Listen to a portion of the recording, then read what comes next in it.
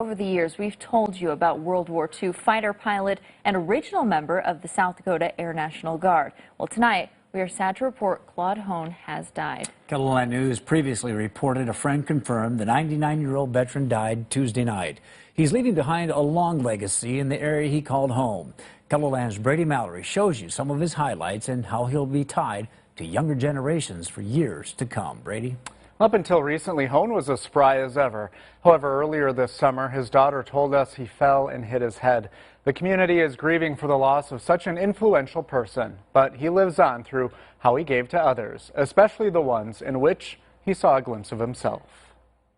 We were young, and we weren't scared. For most of his life, Claude Hone flew high above the rest. We always said, let's go in battle. Who wants to live to be a white-haired old man anyhow?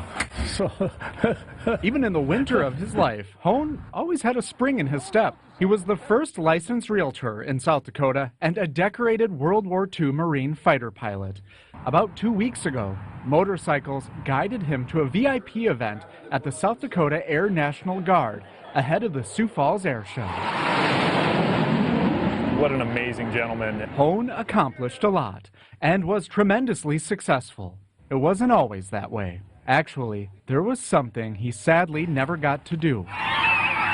Go to Camp Leif Erikson. If I could not afford to go, I wanted to go so bad.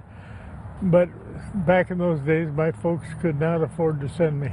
That's why the 90-year member of the YMCA routinely donated money so other kids could go. A man who's been, very successful in his life, but to realize, the background that he came from and the struggles he endured to get to where he was, is a pretty amazing story. And his concern was making sure that kids had an opportunity to come to camp.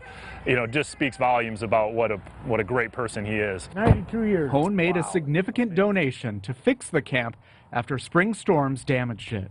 I'll do anything to help this camp. I wish I could help physically, but at my age,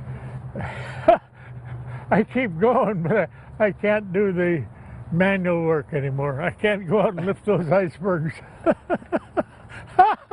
With a good laugh and a kind heart.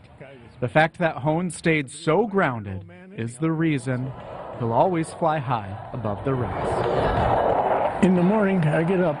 Instead of saying, good God, it's morning, I say, good morning, God. What have you got for me today? Such a great laugh. Yeah, absolutely. Yeah.